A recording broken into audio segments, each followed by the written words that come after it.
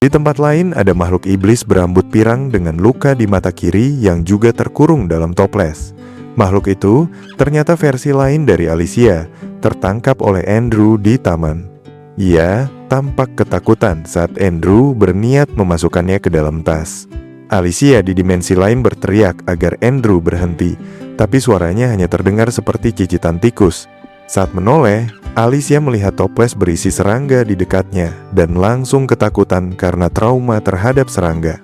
Ia menangis dan memohon agar semua itu berhenti. Andrew tidak menyadari makhluk kecil yang dibawanya adalah Alicia. Ia terus berjalan keluar taman dan tanpa sengaja bertemu kanselir Roma yang sedang melintas. Roma menatapnya sambil menyeringai, tampak menyembunyikan sesuatu di balik buku yang dipegangnya. Buku itu ternyata kitab Toa lainnya. Adegan berganti ke dalam gunung berapi, tempat Raja Iblis Utara, Forden, berbicara dengan kanselir Roma. Forden bertanya apakah Roma telah menangkap Alicia Glenfall, gadis yang mengaku sebagai pahlawan. Roma menjawab, sudah. Roma mengatakan jiwa Alicia kini berada dalam cermin yang tercipta dari kitab Toa kota asal, dan ia tak bisa keluar kecuali berhasil melewati ujian, hal yang hampir mustahil. Roma menjelaskan kalau kitab itu diwariskan dari garis keturunan uskup kota asal. Dulu, Roma tak tahu cara membuka kitab itu sampai bertemu sang jenderal yang memberinya petunjuk. Kini, Roma telah mengembalikan kekuatan aslinya dan menyebut semua ini sebagai langkah untuk mewujudkan ambisi besar mereka. Ia tersenyum puas di tengah cahaya api yang membara. Forden mengiyakan ucapan Roma dan menjelaskan kalau untuk mewujudkan ambisi mereka, semua kitab harus dikumpulkan. Menurutnya, kitab-kitab itu kunci utama rencana mereka. Kitab terakhir, yaitu kitab Tungku, kemungkinan besar ada di tangan Clevates. Forden memerintahkan Roma agar tak membiarkan siapapun menghalangi untuk merebutnya. Roma menanggapinya dengan wajah serius, memastikan tugas itu aman di tangannya. Mendadak, kitab yang dipegangnya memancarkan aura petir kuning. Lalu, Roma menyatakan bahwa Salian dulunya adalah tanah tempat kota asal berdiri. Selama mereka berada di tanah itu, tak ada yang bisa melawan kekuatan kitab, bahkan Raja Iblis pun tidak. Saat bicara, tubuh Roma berubah makin menyeramkan. Forden hanya tertawa dan mengatakan kalau ia mengandalkannya. Setelah itu, cermin pecah dan Roma kembali ke kapel. Ia tertawa sambil menyebut bahwa Alicia, sang pahlawan yang mengalahkan Jenderal Dorel, kini berubah menjadi iblis. Roma merasa lucu kalau gadis itu justru tertangkap oleh Andrew Whip, siswa peringkat 3. Roma menyebut kalau mereka akan segera menyaksikan pertunjukan menarik. Lalu suasana berpindah ke Andrew yang membawa tas berisi Alicia. Saat Andrew tiba di asrama, ia masuk ke kamarnya di mana Ray sedang membaca di meja. Ray menyapanya dan Andrew menjawab sambil meletakkan tas. Gerakan Alicia di dalam tas membuat Ray curiga kalau Andrew menangkap sesuatu lagi. Andrew menjawab kalau itu hanya seekor tikus, bahkan yakin hewan itu bisa bertahan lama. Ray menanggapinya dengan nada malas, lalu menyinggung rasa ingin tahu Andrew yang luar biasa, sampai-sampai menggunakan sihir untuk membuat ruang bawah tanah khusus. Andrew pun membuka pintu menuju ruang itu yang diperkuat akar-akar tanaman. Sebelum turun, Andrew sempat bertanya, apakah rasa ingin tahunya mengganggu? Tapi Ray bilang tidak. Ray bahkan bilang kalau ia dan Mary justru menghargai ketenangan dan keseriusan Andrew. Andrew kemudian turun tangga dan mengucapkan mantra kecil yang menyalakan lampu api di sepanjang lorong bawah tanah itu. Sementara itu, di dalam toples, Alicia merasakan seolah mendengar suara samar, tapi tak bisa memahami ucapan mereka. Ia mulai bertanya-tanya, apakah semua ini cuma mimpi? Tas Andrew kemudian diletakkan di meja, membuat Alicia kehilangan keseimbangan. Lalu cahaya masuk saat tas terbuka, dan Andrew mengeluarkannya. Alicia melihat dirinya diletakkan di meja lain yang ada pisau tertancap di sisinya. Ia mulai bertanya-tanya, tempat apa ini dan apa yang akan dilakukan Andrew. Tiba-tiba, Andrew melempar seekor katak ke samping toplesnya, membuat Alicia kaget. Andrew mengambil pisau itu dan langsung menusukkan ke kepala katak tanpa ragu. Alicia ketakutan melihatnya. Andrew lalu memotong katak itu seperti sedang bermain, membuat Alicia merasa ngeri dan tak percaya dengan apa yang dilihatnya. Dalam pikirannya, Alicia bertanya-tanya, apa yang salah dengan orang ini? Saat itu, suasana berganti ke Clan yang sedang berbicara dengan Zapier dan Laswell. Clan tiba-tiba menatap ke arah tertentu, membuat Laswell heran. Clan menjawab, tidak ada apa-apa. Tapi dalam hati merasa aneh, karena penginderaan lewat Devil Eyore-nya perlahan melemah dan kini benar-benar hilang. Ia khawatir kalau Alicia sudah tertangkap sesuatu.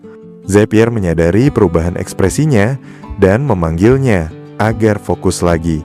Clan mengatakan kalau pembicaraan sudah cukup lama dan ia sudah paham inti cerita masa lalu serta sedikit tentang siapa Zapier sebenarnya. Zapier meminta maaf karena belum menceritakan semuanya sejak awal, mengira masa itu sudah tak relevan, tapi ternyata salah besar. Laswell lalu menyinggung soal kebangkitan legenda pahlawan. Zapier menegaskan mereka harus menghentikan rencana itu, apalagi jika tujuannya menyegel Toa di tanah itu. Ia bercerita bahwa sebelum dunia menjadi seperti sekarang, pernah terjadi perang besar lebih dari 1000 tahun lalu yang berlangsung selama 200 tahun antara ras mereka dan para pahlawan. Perang itu menghancurkan segalanya dan menewaskan ribuan orang. Zapier mengungkap bahwa perang itu berakhir karena satu sosok, Forden, Raja Iblis Utara, yang menuntaskan semuanya lewat pertarungan hidup dan mati. Laswell bertanya apakah luka di tubuh Forden hasil dari perang itu, dan menyebut kalau kekuatan para pahlawan di masa itu memang luar biasa. Zapier mengangguk dan menjelaskan bahwa kekuatan pahlawan sejati dulu bahkan jauh melampaui mereka. Menurut Zapier, Forden tahu betul hal itu karena dia pernah bertarung langsung dengan para pahlawan. Tapi yang membuatnya bingung, kenapa sekarang makhluk itu justru bersekongkol dengan musuh mereka untuk membangkitkan legenda lama. Clan menimpali kalau alasan Forden tak penting baginya, karena siapapun yang menentangnya tetap musuh. Bagi Clan, Forden hanyalah ancaman yang menyerang wilayahnya, jadi cukup dianggap lawan. Ia memutuskan untuk menyelesaikan semuanya dengan caranya sendiri seperti biasa. Zapier memperingatkannya agar berhati-hati karena wilayah itu di luar kekuasaannya. Bahkan kekuatan mereka terbatas di sana, termasuk milik Clan. Clan hanya tersenyum sinis dan bilang kalau itulah alasan ia membawa pelayan pribadinya, seperti Zapier juga membawa miliknya. Di balik pohon terlihat penjaga setia Zestier yang sedang mengawasi. Zapier menanggapinya dengan senyum, kagum karena Clan menyadarinya. Clan menjawab kalau tentu saja ia tahu. Laswell kemudian bilang kalau dirinya tak membawa siapapun. Clan lalu menonaktifkan penghalang bayangan dan menyebut bahwa Alicia tampaknya sudah tak bisa lagi berkomunikasi. Hal itu membuat Laswell kaget dan panik karena Clan benar-benar menurunkan penghalangnya. Ia segera kembali ke tubuh Edison sementara Zapier mengembalikan kendali ke Sarasa. Kesadaran Edison pun kembali dan Sarasa terlihat lelah. Ia sempat menyebut nama pahlawan Alicia, lalu buru-buru memperbaikinya menjadi Alicia agar tak ketahuan identitas aslinya. Sarasa menanyakan apakah gadis itu yang tak bisa dihubungi. Edison hanya mengeluh karena kepalanya masih pusing, dan Sarasa berharap Alicia baik-baik saja. 3 hari kemudian, Alicia masih belum ditemukan. Di ruang kelas, mejanya tetap kosong. Guru mereka mengumumkan kalau Alicia Sleyhan absen lagi dan menanyakan ke Clan apakah mendengar kabar apapun. Clan menjawab, belum. Guru merasa aneh karena biasanya siswa hilang bisa mudah ditemukan, tapi kali ini berbeda. Guru sempat menduga Alicia mungkin pulang ke negaranya karena tak bisa mengikuti pelajaran, tapi Sarasa pelan-pelan membantah dalam hati, merasa hal itu mustahil. Kembar biru tampak kesal dengan situasi itu. Edison gelisah, sementara Mary menatap mereka khawatir. Ray diam-diam melirik ke arah Andrew yang hanya duduk tanpa bicara sedikit pun. Sementara itu, pandangan beralih ke Alicia yang ternyata sudah dimasukkan Andrew ke dalam wadah besar berisi batu dan tanaman. Alicia tampak ngos-ngosan sambil bersandar di batu, terlihat kelelahan seolah baru melewati neraka. Tubuhnya gemetar karena berusaha menjauh dari kecoak yang berkeliaran di sekelilingnya. Setelah menarik napas panjang, Alicia mencoba menenangkan diri dan mulai menganalisis keadaan. Kecoak di dalam sana terlihat normal, tapi suasana sekelilingnya tampak kabur seperti fata morgana yang pelan-pelan membusuk. Alicia menyadari kalau tempat itu semacam penjara besar dari kaca, tapi lalu menyimpulkan kalau sebenarnya tubuhnya yang menyusut seukuran tikus. Alicia teringat pernah melihat wadah semacam itu di Esin, yang dulu digunakan untuk menyimpan makanan. Dari situ dia sadar kalau ini bukan dunia nyata. Ia membuktikannya dengan menatap pantulan dirinya di kaca dan melihat wujudnya berubah jadi makhluk iblis berbentuk mirip tikus bercampur musang. Pandangan Alicia lalu tertuju keluar kaca, dan di sana segalanya terlihat normal. Ia menyimpulkan dunia di luar itulah yang nyata. Luka di matanya dan cara mulutnya bergerak membuat Alicia yakin kalau di dunia asli penampilannya benar-benar seperti itu. Ia menatap pantulan dirinya lagi dan sadar orang lain juga pasti melihatnya seperti itu. Alicia sempat mengingat insiden bersama Nathan dan baru sadar kenapa Nathan dulu begitu ketakutan. Ia menyimpulkan kalau sosok raksasa yang menculiknya sebenarnya cuma manusia berukuran normal. Dari situ Alicia menebak orang itu pasti Andrew, siswa peringkat 3 di kelasnya. Saat pandangannya teralihkan ke piring timah berisi potongan tubuh katak, Alicia menyadari kalau Andrew setiap pagi selalu memotong katak dan meninggalkan potongannya di sana. Alicia mulai curiga kalau potongan itu mungkin dimaksudkan sebagai makanan untuknya, tapi buru-buru menolak pikirannya sendiri. Ia mencoba tersenyum kaku, tapi pandangannya langsung tertuju ke sesuatu yang bergerak di dekat batu. Di dalam wadah itu ternyata bukan cuma kecoak, tapi juga ada tanaman pemakan daging yang sedang melahap serangga dengan brutal. Alicia baru sadar kalau tempat ini sebenarnya kebun percobaan Andrew. Alicia duduk diam di samping batu sambil memperhatikan bunga itu yang terus menelan kecoak satu persatu. Tanaman itu tumbuh makin besar setiap kali melahap mangsanya, dan Alicia mulai berpikir pelan-pelan, mungkin saja pada akhirnya makhluk yang sedang duduk di situ juga bakal jadi makanannya. Di sisi lain kota Salsen, di asrama staf akademi, Rod sedang sibuk menulis di meja belajarnya. Guard tiba-tiba muncul lewat jendela, seperti kebiasaannya yang selalu datang tanpa permisi. Rod mengingatkan soal kesepakatan mereka, bahwa Guard terbang untuknya sebagai imbalan atas informasi intelijen yang dikumpulkan. Guard menegaskan kalau setiap penerbangan tetap harus dibayar dengan usaha. Rod melepas kacamatanya, terkejut melihat Guard kini menjadi pelayan Oracle Orgide. Rod memperkenalkan diri sebagai Burns, guru sejarah baru. Guard menanggapinya dengan nada sinis, lalu menyebut nama lengkapnya, Rod Royce. Guard tahu Rod sedang mencari rahasia Dorel, hal yang juga menjadi tujuannya. Saat ditanya soal hasil penyelidikan, Rod bilang penyelidikannya masih berjalan. Rod menjelaskan sejauh ini tak ada ruang rahasia tersembunyi di gedung utama akademi. Miguel, spesialis pengintaian, sudah memeriksanya dan memastikan tak ada apapun di sana. Saat itu, Miguel sedang memata-matai wakil kepala sekolah Rob dari langit-langit lorong, menunggu momen tepat untuk mengikuti pergerakannya. Rod menceritakan kalau metodenya lebih banyak lewat percakapan santai dengan para murid. Dengan berteman, ia bisa mengumpulkan banyak informasi. Dari situ, Rod tahu kalau murid-murid sering tiba-tiba menghilang tanpa penjelasan. Guard terkejut mendengar hal itu terjadi sering kali. Rod menambahkan sebagian besar murid akhirnya kembali dengan selamat. Rod bilang hal itu dianggap semacam ujian menuju kebangkitan sihir, jadi tidak ada yang mempermasalahkannya. Murid-murid berbakat justru antusias mengalaminya karena sebagian pulang dengan kekuatan baru. Tapi ada juga yang gagal, seperti Nathan beberapa hari lalu yang kehilangan energinya dan akhirnya dikeluarkan dari sekolah. Bahkan bagi yang berhasil bangkit, ada efek samping yang mengerikan. Beberapa berubah jadi orang pendiam dan tertutup, menghindari semua interaksi. Mereka disebut para terbangun, murid yang kini ditakuti karena terlihat seperti bukan diri mereka lagi.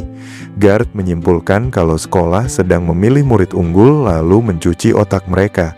Rod sependapat. Masalahnya, mereka belum tahu bagaimana proses itu dilakukan. Rod yakin semuanya berkaitan dengan ruang rahasia Dorel. Guard menduga murid-murid yang hilang adalah kunci penyelidikan. Saat ditanya siapa yang belum ditemukan, Rod menyebut nama Alicia Slayhan, murid asing dari Hayden. Guard sadar Alicia sudah hilang 3 hari. Guard bilang Alicia mungkin akan kembali sebagai salah satu murid terbangun, tapi Rod takut jika Alicia justru dihapus karena dicurigai sebagai mata-mata. Menurut Rod, itu terlalu kejam untuk anak-anak. Guard menyindir kalau Rod belum sadar kalau Alicia sebenarnya pahlawan yang dicari. Ia juga menyebut ada rumor munculnya makhluk iblis bersamaan dengan kasus hilangnya murid. Rod masih fokus meneliti sejarah akademi, berharap menemukan petunjuk di sana. Sebelum Guard pergi, Rod memintanya segera melapor kalau menemukan sesuatu. Guard menjawab itu hal yang bisa dilakukan, lalu menegaskan tak ada yang bisa luput dari penglihatannya. Mereka saling meninju kepalan tangan, menandai kerja sama mereka. Guard pun berubah jadi burung dan terbang pergi. Setelah Guard pergi, Rod mengakui kalau Guard memang bukan sekutu, tapi tetap bisa diandalkan. Sementara itu, di ruangan lain, Nei mondar-mandir dengan wajah panik, memakai sandal pink dan topi tidur ungu. Nei gelisah karena Alicia tiba-tiba menghilang setelah sempat bilang kalau sudah tahu rahasia ruang tersembunyi. Nei masih syok mengingat kejadian itu, apalagi Alicia lenyap begitu saja setelah bicara.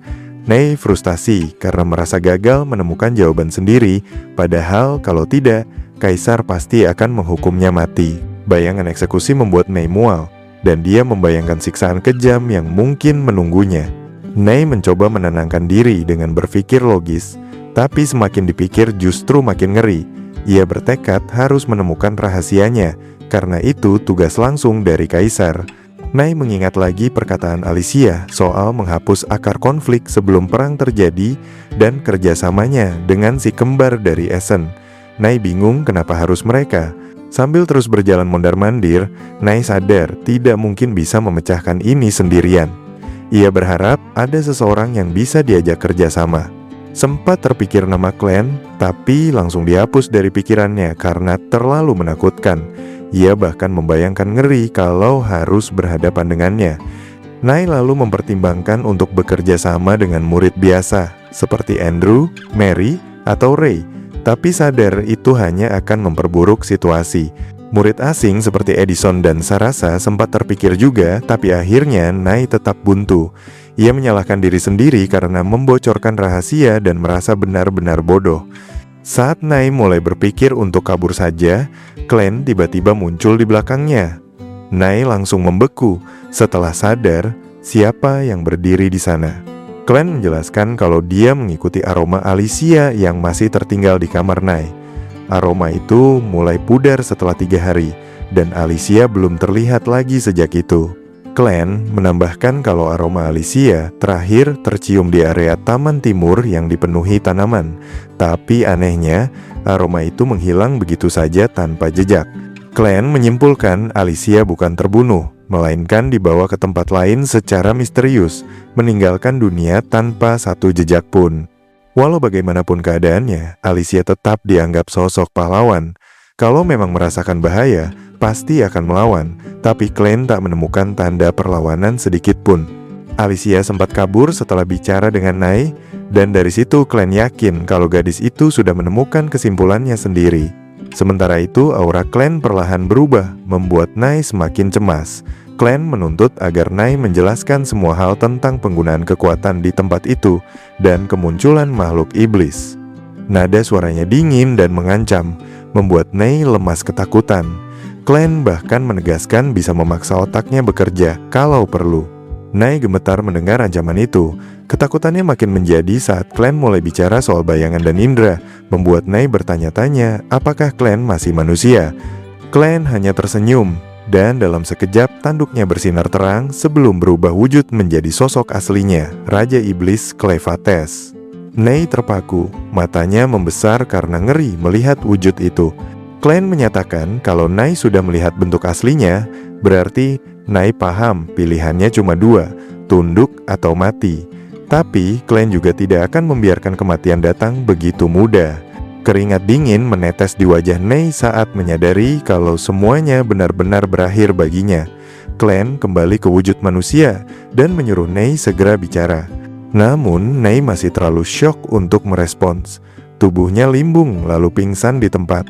Glenn mendesak kesal lalu menusukkan ujung tentakel ke dahinya, memaksa kesadarannya kembali. Nei langsung terbangun dengan rasa sakit menusuk kepalanya, jatuh berlutut sambil mengerang. Glenn memintanya bicara, dan dengan darah menetes di kening, Nei menjawab pelan sambil menyebutnya tuannya. Malam itu, Nei menceritakan semua yang ia tahu. Cleofates hanya menanggapi singkat, lalu menyimpulkan kalau semua kejadian ini tampak mengikuti pola legenda pahlawan lama. Glenn menyebut kota asalnya sesuai yang dikatakan Zapier, dan memutuskan untuk bertanya langsung pada bawahannya soal hal itu. Setelah itu, Glenn ingin mendengar cerita tentang orang yang berubah menjadi iblis. Masih berlutut, Nei menjelaskan bahwa di generasinya, siapapun yang gagal beradaptasi dengan kristal akan berubah jadi makhluk iblis. Biasanya mereka tidak bisa kembali ke bentuk semula. Tapi sekarang keadaannya tampak berbeda. Nei mengingat kabar soal ujian yang menentukan apakah seseorang bisa mengendalikan kekuatan atau justru dimakan olehnya. Kalau bisa menguasai kekuatan, maka mereka akan mendapatkannya. Tapi kalau gagal, bahkan hati mereka akan berubah seperti iblis dan diburu oleh guru maupun murid lain.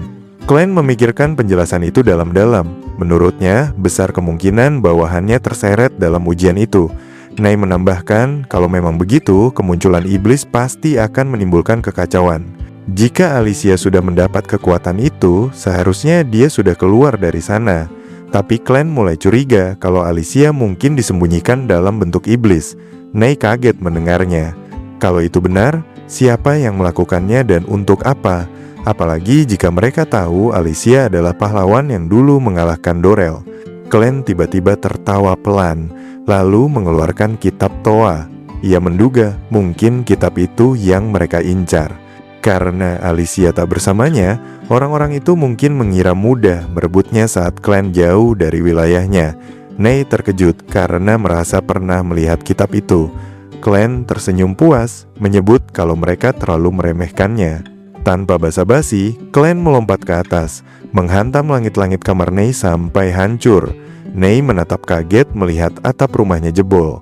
Dari luar terlihat danau di tengah Salsean, dan di sana muncul bayangan hitam berputar mengelilingi pohon tunggal di tengahnya.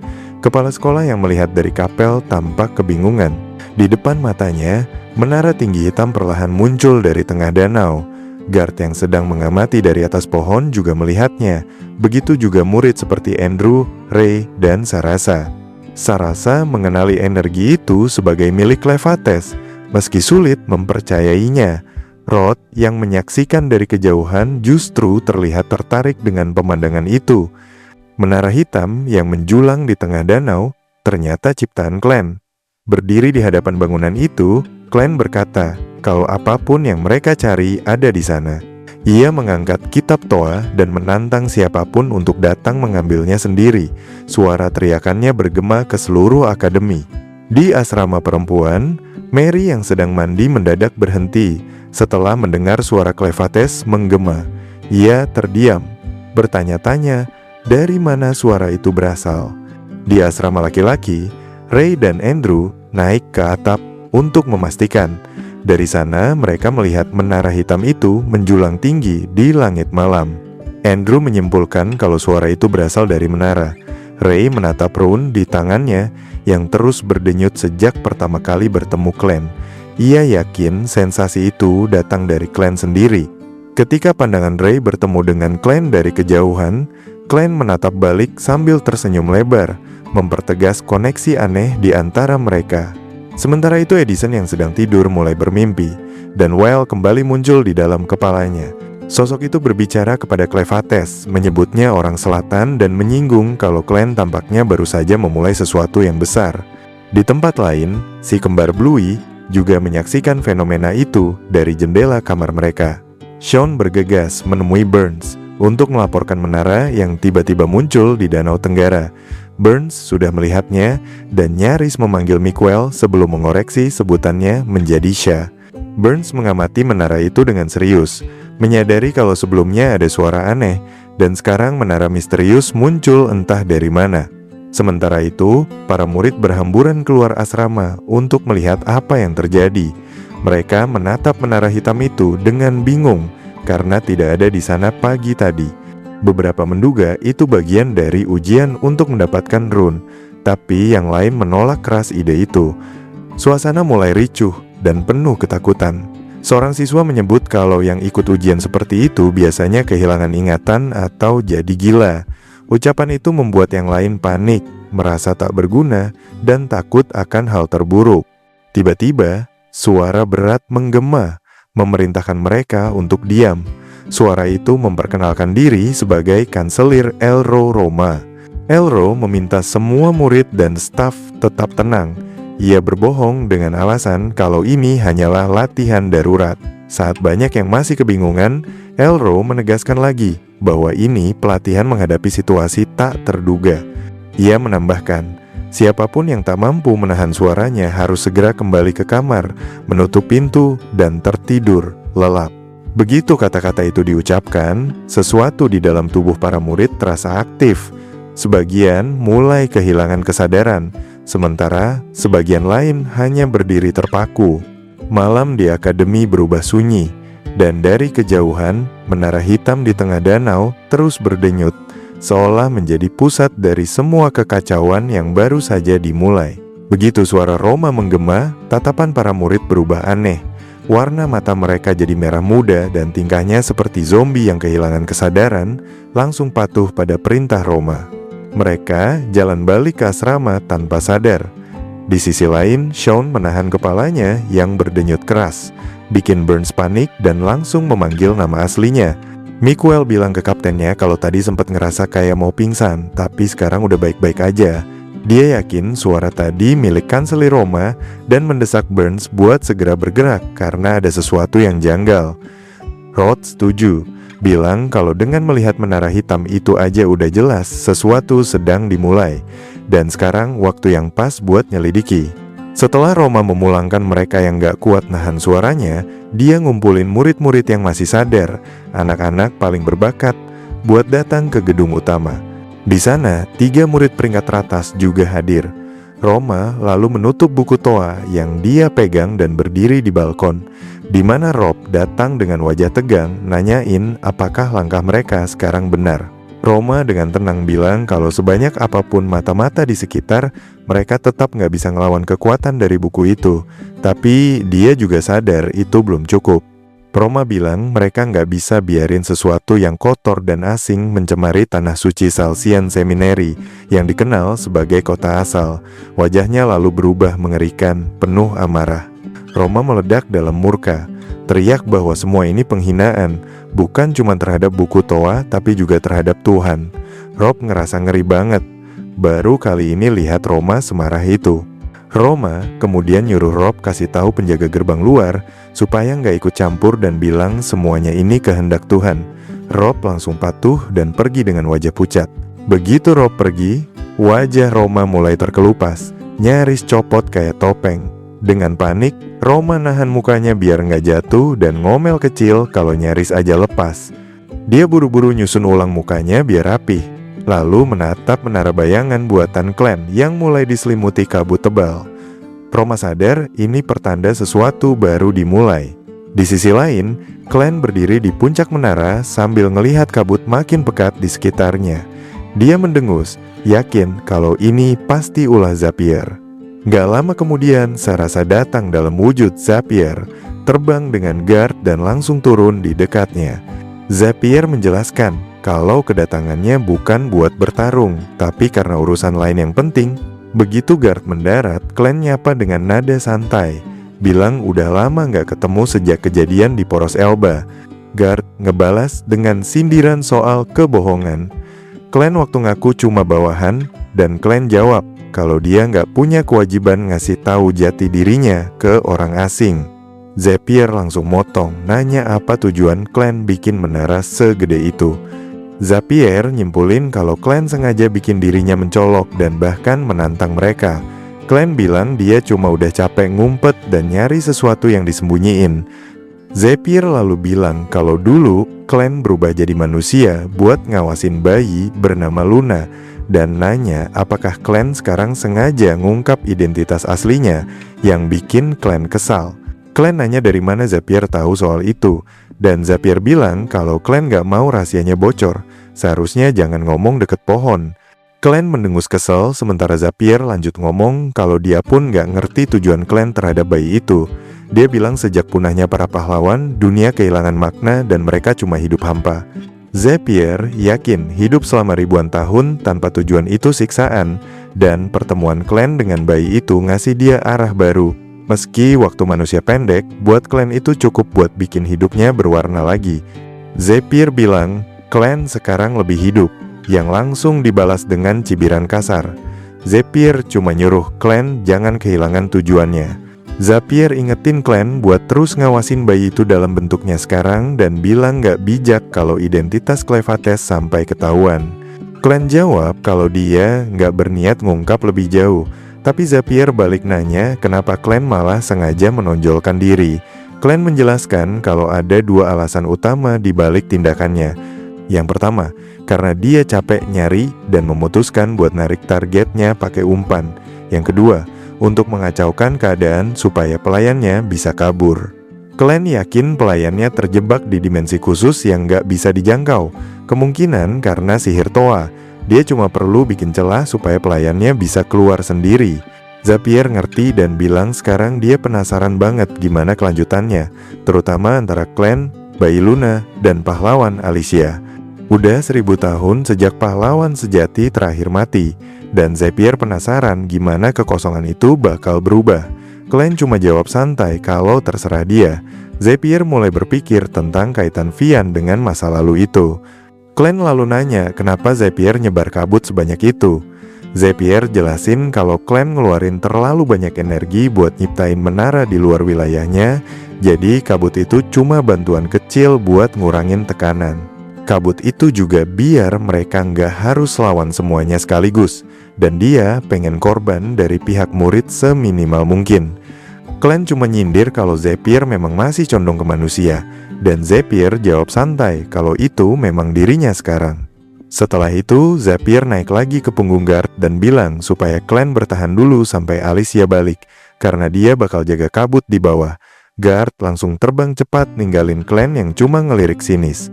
Glenn nyeletuk kalau bahkan dengan sayapnya, Zapier nggak bisa terbang sendiri, tandanya dia juga udah maksa diri. Tapi Glenn sadar, dia sendiri juga nggak bakal bertahan lama.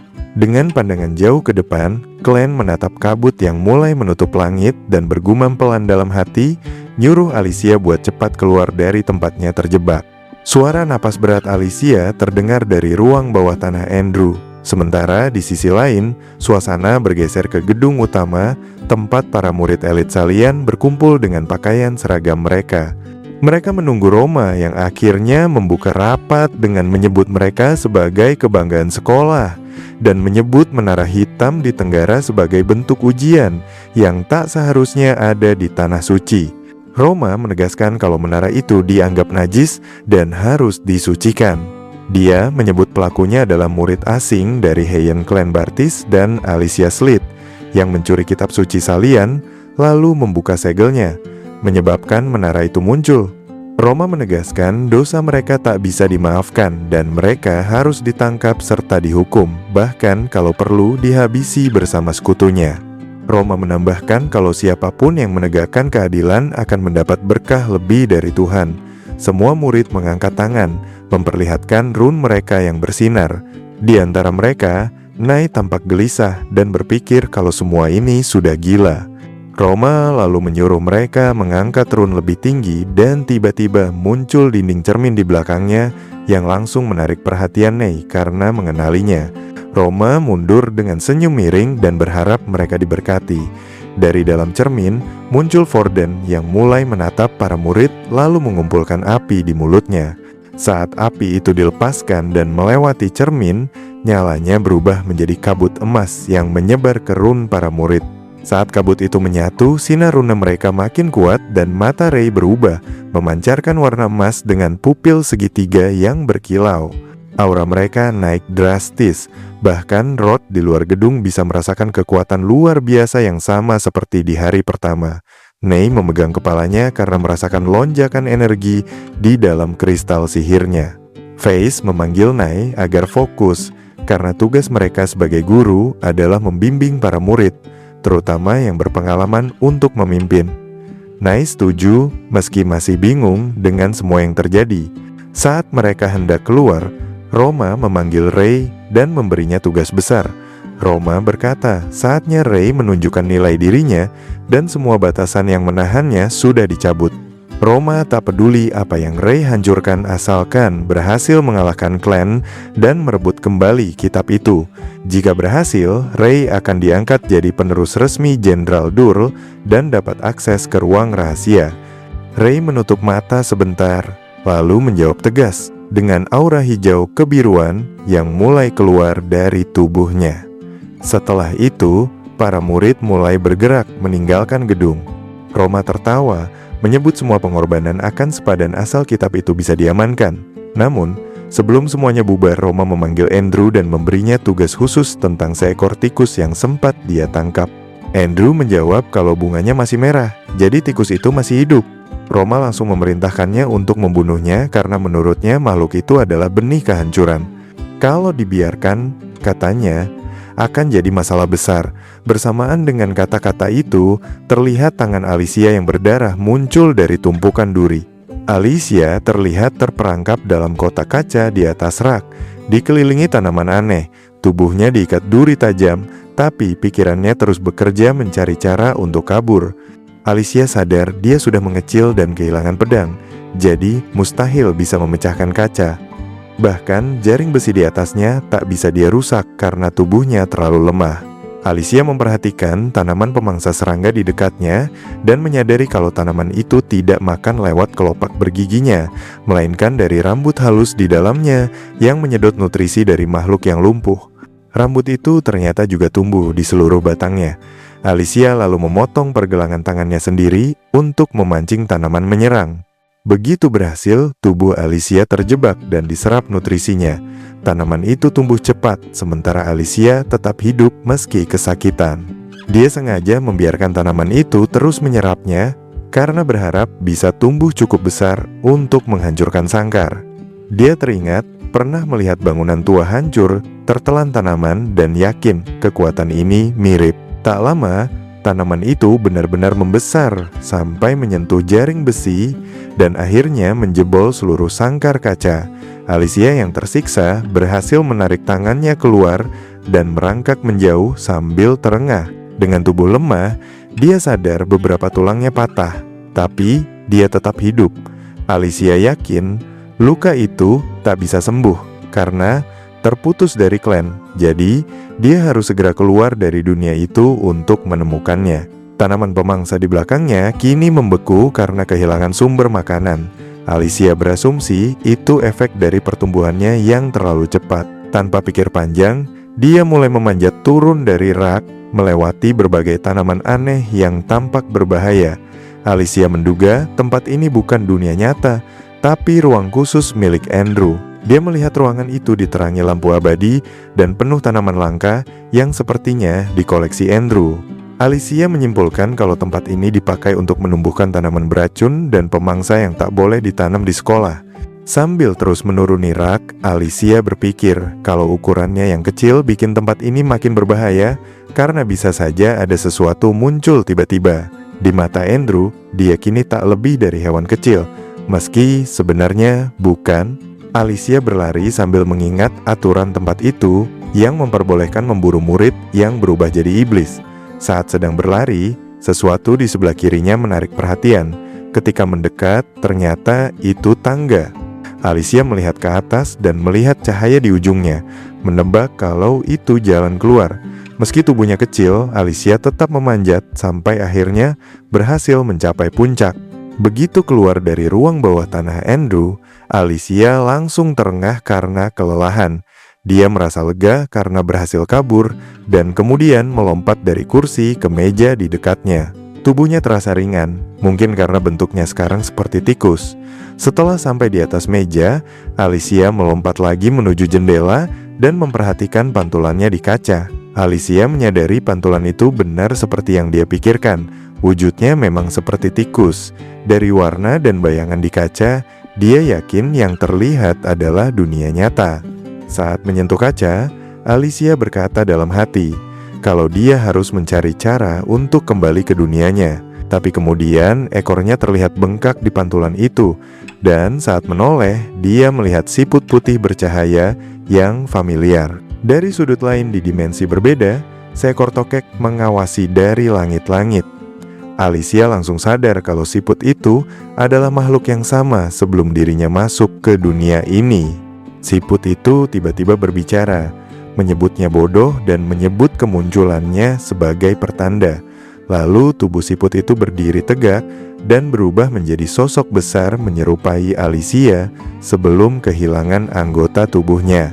Sosok raksasa itu menatap Alicia yang kecil dan mengejek betapa menyedihkannya dirinya sekarang. Alicia baru sadar kalau makhluk itu adalah dirinya sendiri sebelum kehilangan mata. Sosok besar itu terus menghina, mengatakan kalau Alicia pantas hidup kecil dan bersembunyi dalam bayangan. Alicia yang kaget bertanya, kenapa ini terjadi dan apa maksud semua ini? Alicia besar menjawab bahwa Alicia selalu seperti itu, menyembunyikan jati dirinya bahkan setelah jadi pahlawan, sementara ayahnya belum terbalaskan. Saat terpilih jadi salah satu dari 13 pahlawan, Alicia bahkan tak pernah mengungkap nama ayahnya, memilih memakai nama Alicia dari desa So. Semua itu karena takut identitasnya sebagai anak pendekar suci diketahui orang.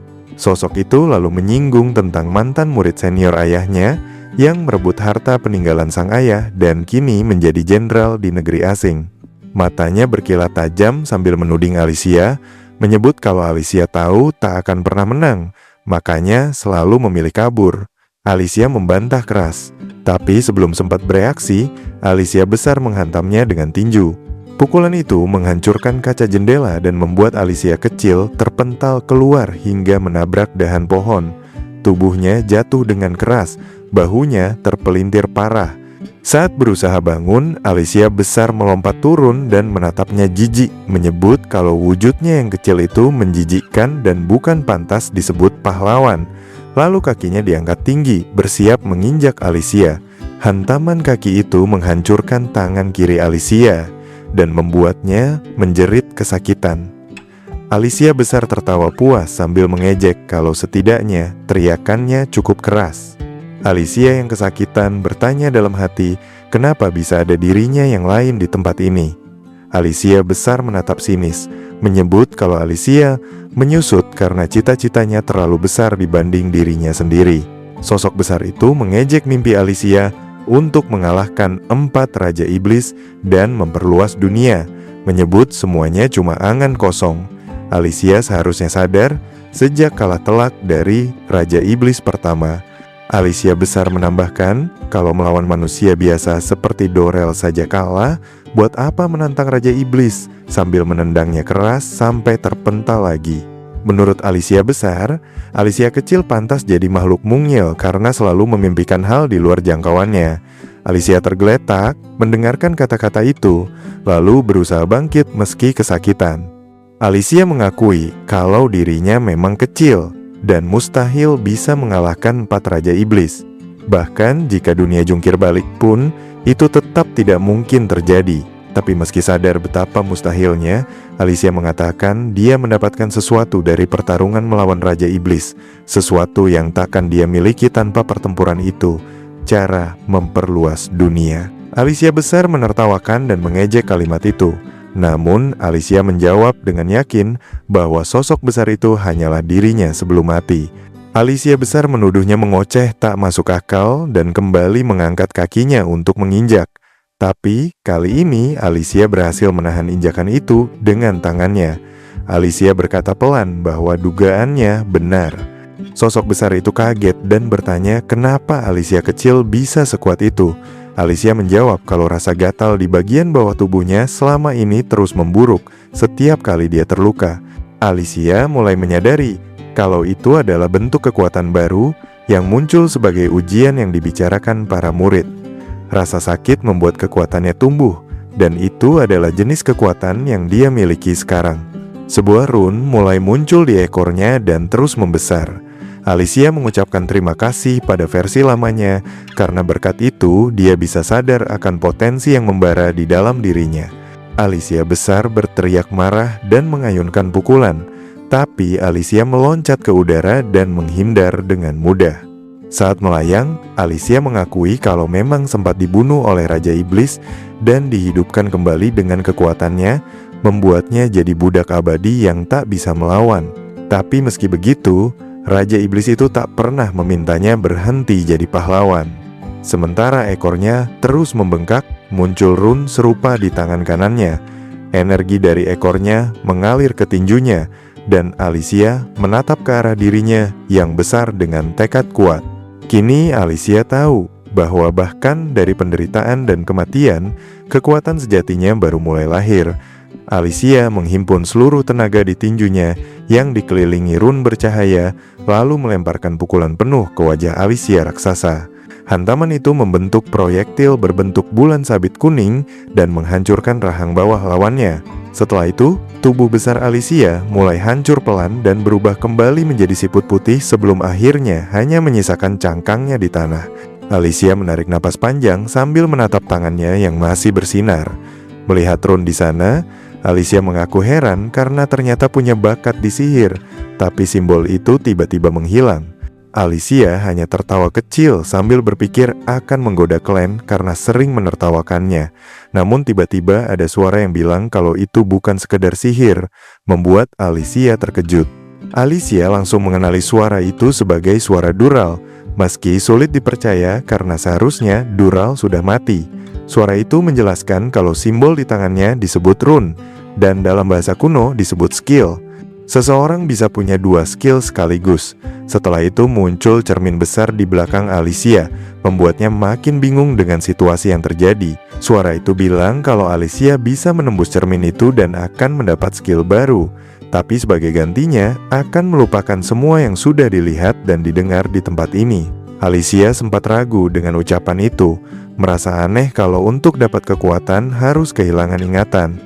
Suara itu lanjut menjelaskan kalau skill membuka jalan ke sihir tanpa magicite, memberi kekuatan tanpa batas. Alicia mulai menyadari ada sesuatu yang aneh dari suara itu. Nada dan intonasinya memang mirip Doral, tapi rasanya seperti ada hal janggal. Alicia juga berpikir, mungkin nasib Nathan dan para murid lain yang punya rune juga ditentukan dari keputusan mereka untuk melewati cermin itu atau tidak. Setelah menimbang, Alicia yakin sudah melewati ujian dan bisa lanjut ke tahap berikutnya.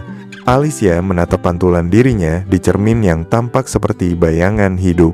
Suara itu kembali menyuruh Alicia segera melangkah melewati cermin, tapi Alicia hanya berdiri diam di depan cermin. Ketika ditanya alasannya, Alicia menjawab bahwa kehilangan ingatan bukan hal sepele, dan dari aura yang terasa, Alicia yakin ini semacam jebakan. Begitu Alicia menyadari itu jebakan, pantulannya tiba-tiba berubah. Dari dalam cermin, tangan raksasa keluar dan mencoba meraihnya. Alicia langsung meloncat ke samping dan mengakui kalau dugaannya benar. Tak lama kemudian, seluruh tubuh pemilik tangan itu keluar dari cermin, mengenakan pakaian mirip kanselir dengan mata merah menyala dan aura menakutkan. Sosok itu menatap tajam dan bertanya bagaimana Alicia bisa tahu ini jebakan. Alicia dengan santai membalas, menantang balik dan menyindir kalau musuh mana yang akan dengan bodohnya memberi kesempatan untuk dapat kekuatan dan pergi begitu saja. Alicia juga menuduh sosok itu sebagai kanselir Elro Roma yang sedang menggunakan kekuatan dari salah satu buku Toa. Alicia menambahkan kalau buku itu mungkin terkait dengan jalan kedua, yaitu kota asal, dan dari sana kanselir bisa mengendalikan dimensi tempatnya berada. Alicia juga menyebut kalau kamar rahasia yang digunakan Dorel adalah buatan kanselir, dan di belakangnya berdiri Vian, Raja Iblis Utara. Raut kaget muncul di wajah kanselir, membuat Alicia yakin dugaannya tepat. Alicia kembali mengejek, menyarankan agar lain kali kanselir membersihkan bau menyengat seperti kosmetik sebelum mencoba menipu orang lagi. Geram, kanselir langsung menyerang, tapi Alicia dengan lincah menghindar dan melompat dari satu pohon ke pohon lain untuk mendapatkan posisi lebih tinggi. Sambil melayang, Alicia menertawakan kecepatan kanselir yang lambat. Namun saat Alicia menoleh ke bawah, kanselir sudah menghilang. Alicia sempat bingung, tapi memutuskan tak peduli. Dalam sekejap, Alicia melihat sekilas isi dunia di balik cermin itu. Sebuah dunia merah, penuh sosok bermata merah berjajar di sepanjang jalan batu, mengenakan jubah merah seperti sekte.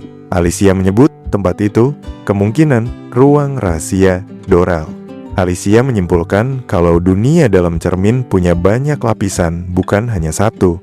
Saat terus bergerak dari cabang ke cabang, Alicia melihat sosok humanoid di depan. Begitu mendekat, Alicia kaget saat menyadari kalau itu adalah Andrew yang menyerangnya secara tiba-tiba. Di dunia nyata, Andrew benar-benar muncul dan menangkap Alicia dengan kedua tangannya. Alicia langsung panik karena tubuhnya tak bisa digerakkan, sadar kalau semua energi sudah habis digunakan sebelumnya. Andrew menatap dingin sambil mengatakan kalau dia diperintah langsung oleh Kanselir Elro Roma untuk membunuh Alicia tanpa rasa bersalah sedikit pun. Dalam hati, Alicia mengumpat, tahu kalau ini situasi paling gawat yang pernah dihadapi. Sementara itu di tempat lain, suasana hutan dipenuhi kabut menuju menara sihir buatan klan. Sekelompok murid elit yang disebut Kanselir sebagai penyihir muda terbaik sedang bergerak cepat. Mr. Face memimpin mereka dan membagi menjadi 3 kelompok. Grup A lewat jalan utama, Grup B menyusuri hutan, dan Grup C melakukan serangan frontal. Miss Chivenitz memimpin Grup A dengan Mary Merriweather sebagai asistennya. Mereka bertugas memeriksa rumah sepanjang jalan dan memastikan semua penduduk sudah dievakuasi. Grup B dipimpin Ray Forrester sebagai pasukan utama, bertugas menyerang lewat jalur hutan dan mengapit musuh dari belakang danau.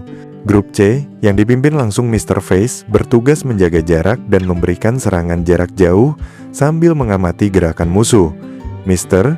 Face memperingatkan bahwa lawan mereka, klan Bartis, mungkin memiliki kitab suci Toa, artefak kuno yang kekuatannya tak terukur.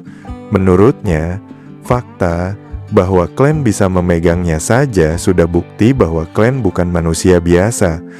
Saat menjelaskan itu, Mr. Face melirik tangan kanannya yang penuh luka bakar dan menjelaskan kalau dulu dia pernah menyentuh kitab itu dan separuh tubuhnya terbakar. Dengan nada serius, Mr. Face memperingatkan mereka agar tidak menyentuh kitab apapun yang ditemukan nanti. Ia menekankan bahwa ini adalah pertempuran pertama mereka yang sesungguhnya. Mr. Face kemudian menarik tongkatnya dan mulai melantunkan mantra serangan jarak jauh tingkat tinggi. Ia menyusun 3 bentuk sihir berbeda menjadi satu dan menembakkan cahaya tipis seperti laser ke arah puncak menara bayangan. Serangan itu mengenai klan secara langsung, tapi langsung menghilang tertahan oleh penghalang tak terlihat. Klan hanya tersenyum tipis, menatap mereka dari atas. Salah satu murid memuji aksi Mr. Face yang keren dan menganggapnya pantas sebagai guru. Sementara gadis berambut pink bilang itu pertama kalinya melihat tripartite casting. Mr.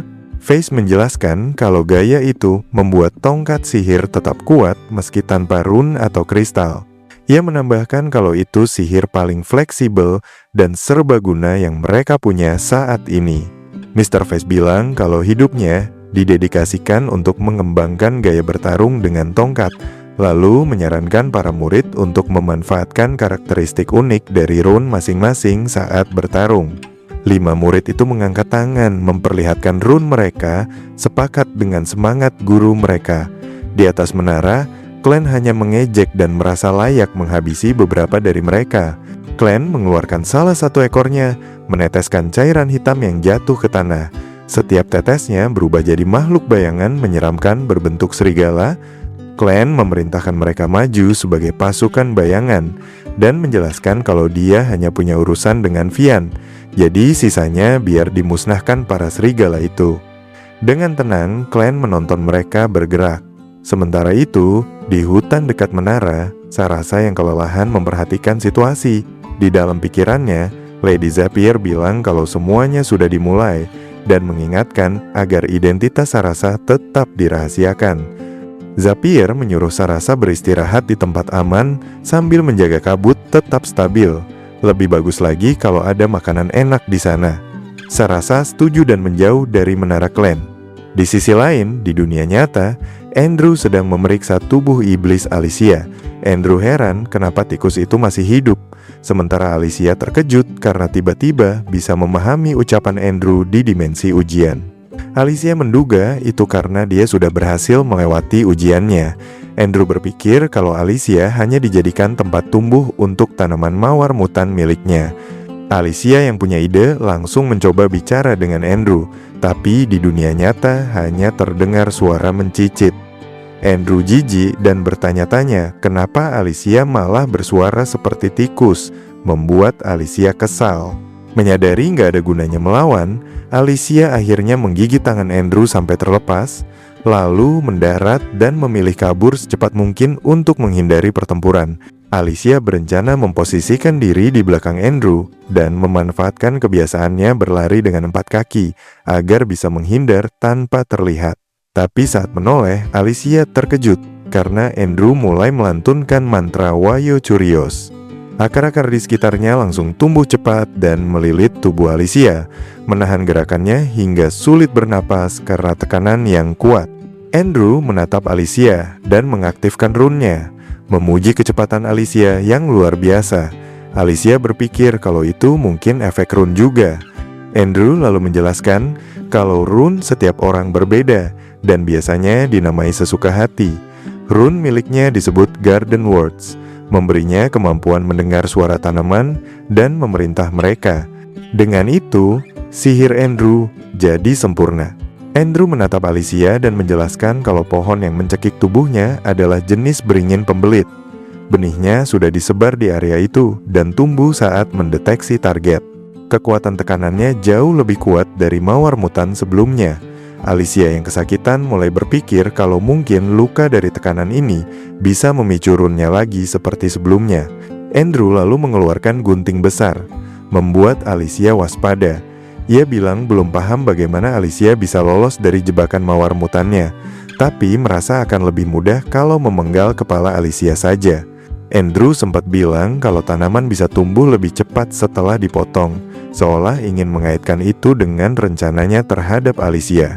Alicia panik dan berpikir kalau kepalanya dipotong mungkin masih bisa hidup, tapi teringat kata-kata klan kalau iblis akan mati kalau semua inti matanya hancur. Jika kepalanya terlepas, darahnya pasti habis, dan itu berarti mati.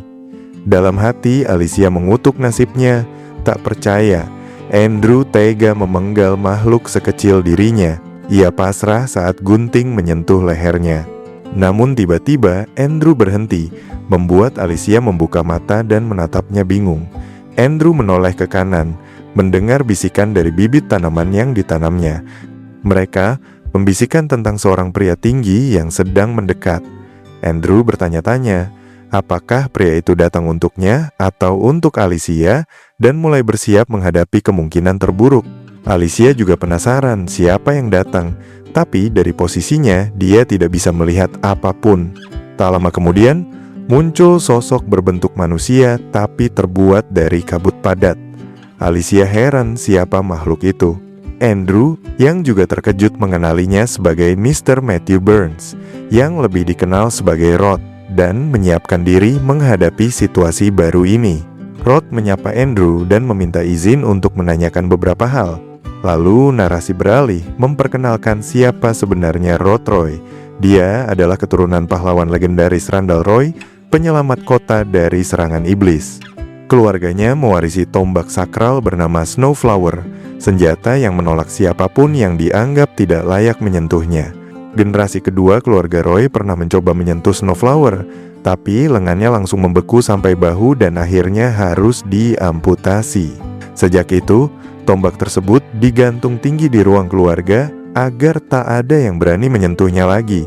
Namun di usia 8 tahun, Rod melihat tombak itu seakan memanggilnya saat rantainya putus dan jatuh. Rod merasakan hawa dingin luar biasa dari tombak itu saat mencoba memegangnya, hingga seluruh ruangan membeku. Lengan kirinya perlahan membeku, tapi Rod tak melepaskannya. Dengan tangan kanan, Rod menggenggam erat tombak itu tanpa ragu. Keteguhan hatinya menaklukkan Snowflower, menjadikannya pewaris sah senjata suci itu dan kebanggaan keluarga Roy. Kembali ke masa kini, Andrew menanyakan apa yang ingin Rod bicarakan, memanggilnya dengan nama Mr. Burns. Namun sebelum Rod sempat menjawab, wujud iblis Alicia menarik perhatiannya. Rod menahan diri dan menatap Alicia, lalu menyebut kalau makhluk kecil di depannya itu tampak seperti iblis. Andrew langsung mengiyakan, sementara Alicia berusaha keras membuat mereka mengerti. Rod menatap Andrew dan bertanya, kenapa Andrew menjebak makhluk itu di dalam pohon. Andrew menjawab kalau itu bukan alasan dia datang. Andrew lalu menjelaskan kalau sekarang kanselir sudah menaruh sihir di seluruh wilayah Salian, dan orang biasa tanpa kristal atau rune pasti akan langsung tertidur atau bahkan susah berdiri. Tapi Rod masih bisa bicara normal, yang berarti Rod punya ketahanan sihir luar biasa atau mental sekuat baja. Rod terdiam, mulai sadar kalau suara kanselir yang pernah dia dengar bersama Miguel dulu memang mengandung sihir. Andrew lalu menyadarkannya bahwa Rod sedang menginjak bunga sambil memanggilnya guru. Rod langsung panik, tapi ketika melihat ke bawah, dia tak melihat apapun. Andrew menjelaskan kalau bunga itu tidak terlihat, karena yang diinjak Rod adalah bunga lumut. Sambil menunjukkan runnya, Andrew bilang runnya membuatnya bisa berbicara dengan tanaman, dan tanaman memberitahunya tentang gerbang sihir serta kekuatan Rod. Andrew mulai curiga dan menuduh kalau Rod sebenarnya bukan guru, melainkan seorang prajurit tangguh. Rod langsung waspada, sementara Andrew menambahkan kalau dia sudah tahu itu sejak hari pertama Rod datang, tapi tidak peduli karena tidak tertarik urusan seperti itu. Rod dalam hati kagum dengan kemampuan Andrew dan sadar kalau anak ini bukan sembarangan. Dia tahu berbohong atau menyembunyikan sesuatu di depan Andrew hanya akan percuma. Rod menyimpulkan kalau Andrew tahu, tapi memilih diam karena tidak mau ikut campur urusan kanselir, jadi Rod memutuskan untuk tidak menunjukkan sikap bermusuhan dan lebih baik pergi. Rod lalu minta maaf karena sudah mengganggu dan menjelaskan kalau dia hanya mencari murid yang hilang. Rod mengaku dulunya memang prajurit, tapi sekarang tak punya pedang dan tidak berniat bertarung. Kalau Andrew benar-benar tidak tahu soal murid itu, dia akan pergi saja. Andrew hanya menatap diam, berpikir bagaimana reaksi murid itu kalau tahu. Alicia yang masih terperangkap mendengar kata-kata Rod dan tak percaya kalau Rod Roy benar-benar mau pergi. Dia panik karena orang yang bisa menolongnya justru berniat meninggalkan tempat itu. Alicia berusaha keras menarik perhatian Rod, menyuarakan kalau murid yang dia cari sebenarnya ada di depan matanya. Andrew menjawab dengan nada datar kalau dia tidak tahu apapun dan tidak tertarik. Alicia terus berusaha berteriak, tapi di dunia nyata, Rod hanya mendengar suara tikus mencicit. Rod akhirnya bilang akan mencoba mencari di tempat lain. Alicia menatap Andrew dengan penuh kebencian, sadar kalau Andrew benar-benar kejam terhadap makhluk kecil. Dia tahu kalau gagal kali ini dia pasti mati. Ketika Rod mulai berjalan pergi, Alicia makin panik dan memaksa tubuhnya bergerak, berjuang agar Rod sadar kalau dia ada di sana. Di saat yang sama, seekor tokek muncul di bahu Andrew. Alicia menatapnya dan bertemu pandang. Tak lama, Andrew memanggil Rod dengan aura aneh yang langsung terasa. Rod berbalik dan tahu ada bahaya. Rod berpura-pura tidak tahu dan bertanya kenapa Andrew memanggilnya. Andrew dengan serius bilang kalau dia baru saja mendengar sesuatu dan tidak bisa membiarkan Rod pergi. Saat ditanya siapa yang memberitahunya, Andrew menjawab kalau itu suara runnya sendiri. Padahal sebenarnya yang berbicara adalah toke itu, yang memberitahu kalau Rod dan Alicia adalah orang yang menghalangi mereka di Hidden dan menyuruh Andrew membunuh keduanya. Alicia langsung kaget karena sadar tokek itu bukan makhluk biasa, melainkan duplikat dari Verdane seperti yang pernah disebut Clan. Rod yang merasa bahaya langsung melompat mundur. sementara Andrew mengangkat rune dan guntingnya, mengatakan kalau setiap kali mendengar suara itu, kekuatannya meningkat gila-gilaan. Andrew mengayunkan guntingnya sambil melafalkan mantra Zealous Repair. Tiba-tiba muncul gunting raksasa yang disebut Great Scissors. Lalu Andrew mengucapkan mantra pruning dan gunting itu meluncur cepat ke arah Rod. Rod nyaris tertangkap, tapi berhasil menghindar meski kacamatanya hancur bersama pepohonan di sekitar. Alicia hanya bisa menatap dengan cemas, sementara Andrew memuji kecepatan reaksi Rod. Andrew menjelaskan kalau teknik pruning dipakai agar tanaman tumbuh indah. Pohon-pohon yang terpotong justru tumbuh makin cepat. Dahan-dahannya melilit Rod dan membuatnya terkejut. Dalam sekejap, pohon besar muncul dari tanah, mengurung Rod di dalamnya. Andrew mengangkat runnya lagi dan mengucapkan mantra Wayozikis, menumbuhkan pohon raksasa menjulang tinggi. Andrew menyebut kalau Rod harus menjadi pupuk di dalam pohon itu, bahkan menyebutnya guru dan mengatakan bunga akan tumbuh darinya. Alicia terpana melihatnya, tidak percaya Rod Roy bisa dikalahkan secepat itu padahal dia pemegang senjata legendaris. Alicia mulai berpikir kalau tanpa harta pusakanya, Rod benar-benar tidak berdaya. Tokek milik Verdine menatap Alicia dengan dingin dan mengatakan kalau Rod memang tidak berharga karena mereka semua hanyalah tiruan. Alicia kaget ketika mendengar suara berbisik yang mirip dengan yang pernah disebut Dorel. Tokek itu melanjutkan kalau dulu memang ada pahlawan sejati, tapi mereka semua tidak tahu kebenaran, bahkan Clevates sekalipun. Tokek itu menyombongkan diri sebagai makhluk yang mengakhiri era pahlawan sejati, masa ketika manusia dan Devil Beast masih seimbang. Ia bilang era sekarang harus dihancurkan dan legenda harus dibangkitkan lagi demi membangunkan pahlawan sejati. Gigi waktu harus diputar kembali agar kenangan Toa bisa terkumpul lagi. Alicia kebingungan mendengar semua itu, tidak paham maksud dari pahlawan sejati dan kenangan Toa. Tapi sebelum sempat berpikir lebih jauh, pohon yang melilit tubuhnya menekan lebih kuat, membuat darah memenuhi tenggorokannya. Tokek itu berkata kalau dia sudah bicara terlalu banyak, lalu memerintahkan Andrew untuk membunuh Alicia dan membusuk setelahnya. Andrew menjawab setuju dan menambahkan kalau dia senang Alicia masih dalam wujud Devil Beast karena dia tak perlu repot mengurus mayatnya nanti. Alicia yang hampir pingsan mendengar Andrew berbicara tentang suara bisikan dari kanselir yang membuatnya lebih kuat. Dan selama mengikuti suara itu, dia bisa terus berkembang. Alicia sadar kalau Andrew hanya bisa mendengar, bukan melihat sumber suara itu. Jadi Andrew sebenarnya tidak tahu kalau tokek ada di bahunya. Andrew melanjutkan kalau setelah menjadi kuat, dia ingin memenuhi dunia dengan bunga. Alicia makin bingung dan frustrasi, bertanya dalam hati apa maksud semua itu, bunga, pahlawan sejati, dan kenangan Toa.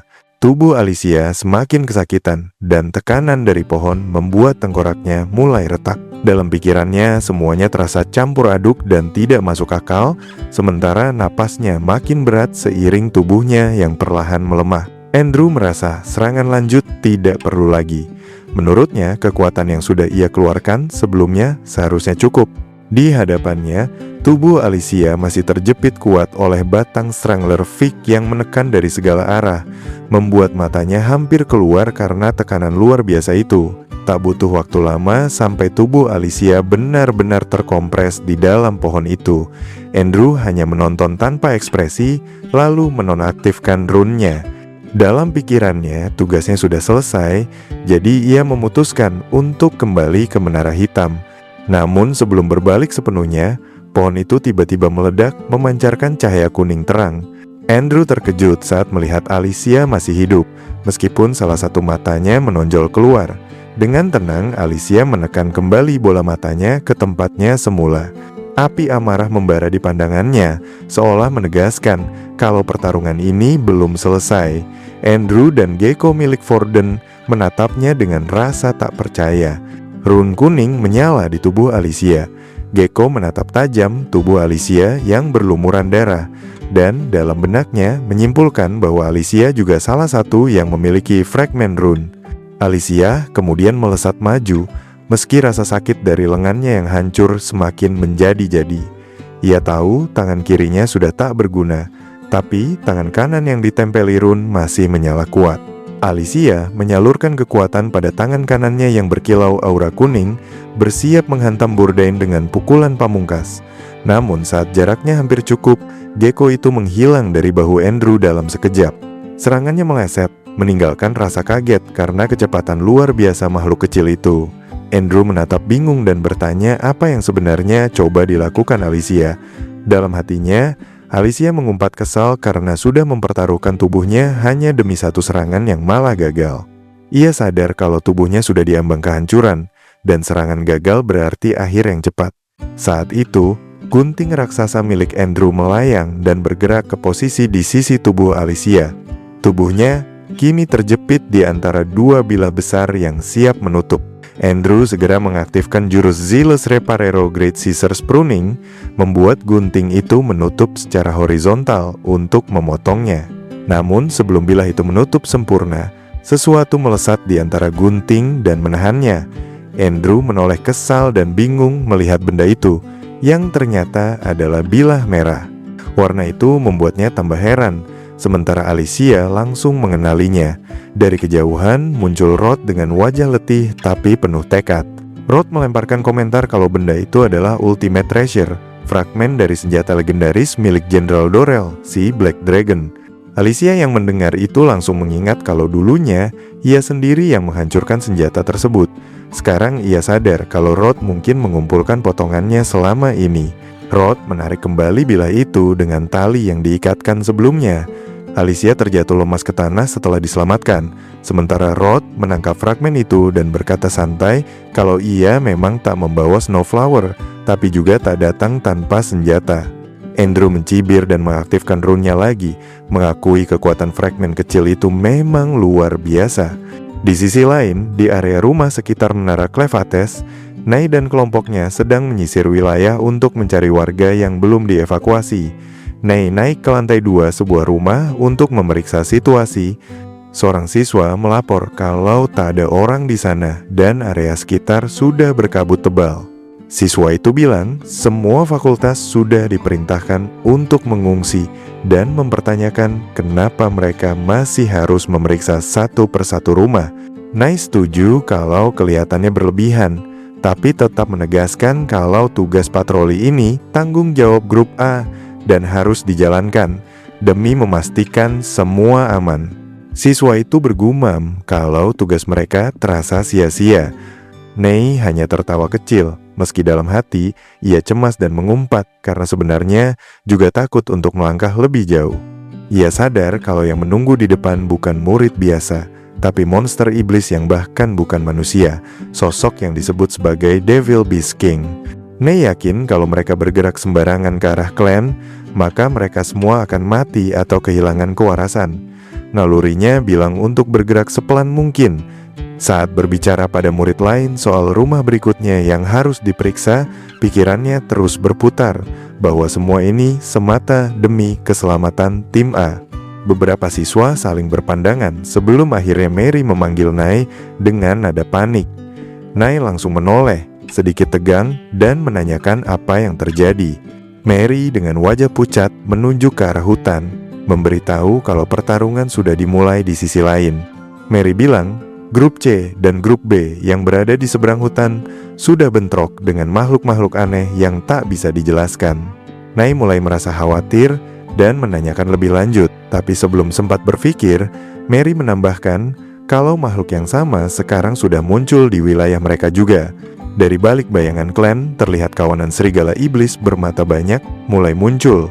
Mary dengan cemas bertanya pada Nay, memanggilnya guru, tentang apa yang harus mereka lakukan. Di kejauhan, klan hanya tersenyum licik, menunggu hasil dari rencana gilanya itu. Di sisi lain, seekor iblis bertaring panjang dan bercakar tajam menyerang grup C yang dipimpin oleh Langface. Lang kaget karena menyadari makhluk yang dihadapinya adalah Devil Beast sungguhan.